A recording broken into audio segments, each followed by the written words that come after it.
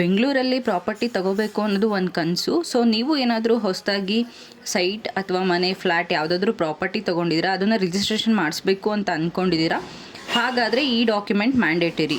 ಅದು ಯಾವ ಡಾಕ್ಯುಮೆಂಟ್ ಅಂತಂದರೆ ಈ ಆಸ್ತಿ. ಹಳ್ಳಿಗಳಲ್ಲಿ ಇದನ್ನ ಈ ಸ್ವತ್ತು ಅಂತ ಮಾಡಿದ್ದಾರೆ, ಈಗ ಹೊಸದಾಗಿ ಬೆಂಗಳೂರಲ್ಲಿ ಈ ಆಸ್ತಿ ಅಂತ ಮಾಡಿದ್ದಾರೆ. ಈ ಡಾಕ್ಯುಮೆಂಟ್ ಇಲ್ಲದೆ ರಿಜಿಸ್ಟ್ರೇಷನ್ ಕಂಪ್ಲೀಟ್ ಆಗಲ್ಲ. ಯಾವ್ಯಾವ ವಲಯದಲ್ಲಿ ಯಾವ್ಯಾವ ದಿನಾಂಕದಿಂದ ಇದನ್ನು ಮ್ಯಾಂಡೇಟರಿ ಮಾಡಿದ್ದಾರೆ ಅಂತ ಆಲ್ರೆಡಿ ನಾನು ಡಿಸ್ಪ್ಲೇ ಮಾಡಿದ್ದೀನಿ.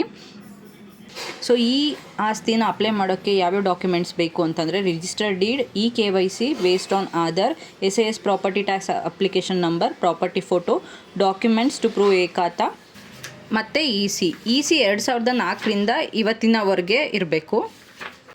ಇದೆಲ್ಲ ಡಾಕ್ಯುಮೆಂಟ್ಸ್ ನಿಮ್ಮ ಹತ್ರ ಇದೆ ಅಂತಂದರೆ ಈ ಆಸ್ತಿನ ಅಪ್ಲೈ ಮಾಡೋಕ್ಕೆ ಈ ಕೆಳಗಡೆ ಡಿಸ್ಪ್ಲೇ ಆಗ್ತಾ ಇರೋ ನಂಬರ್ನ ಕಾಂಟ್ಯಾಕ್ಟ್ ಮಾಡಿ ಈಸಿಯಾಗಿ ನಿಮ್ಮ ಈ ಆಸ್ತಿ ಡಾಕ್ಯುಮೆಂಟ್ನ ಅಪ್ಲೈ ಮಾಡ್ಕೊಳ್ಳಿ.